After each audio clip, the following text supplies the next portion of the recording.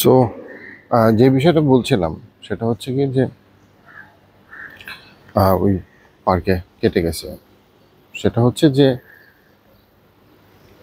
ওমর রাদিয়াল্লাহু আনহু বলেছেন যে নামাজই ইসলামের সব কিছু না, বা মুসলমানের সব কিছু নামাজ না, কিন্তু নামাজ যে পড়লো না তার ইসলামের কিছুই নাই। মিনিং, আপনি যদি সালাত আদায় করেন তাহলে আপনি মুসলমান হিসেবে সব কিছু করে ফেলছেন সেটা না, বা সব দায়িত্ব শেষ হয়ে গেছে সেটা না। কিন্তু যদি আপনি নামাজই না পড়েন বা আপনি যদি সালাত ঠিক না থাকে, তাহলে অবশ্যই আপনার আর কিছুই ঠিক নাই। মানে এটা হচ্ছে গিয়ে ব্যাপারটা এরকম, যেটা হচ্ছে একদম বেসিক, যেটা ঠিক নাই তো কিছুই ঠিক নাই। এটা হইলেই সব হয়ে গেলে এটা কেউ বলতেছে না। এই জন্য আমি আপনাদেরকে আজকে যে দুইটা সূরা বাকারার যে আয়াতটা বলো, সেই আয়াতটার রেফারেন্স আমি দিয়ে দিচ্ছি।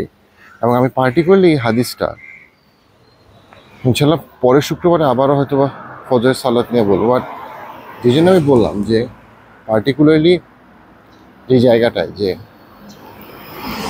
আমাদের কিয়ামতের দিনে আমাদের যে আল্লাহর কোর্টে দাঁড়াইতে হবে, সেখানে প্রথম যে বিষয়টা নিয়ে জিজ্ঞেস করা হবে সেটা হচ্ছে গিয়ে নামাজ, এবং সেটা পুঙ্খানুপুঙ্খভাবে জিজ্ঞেস করা হবে।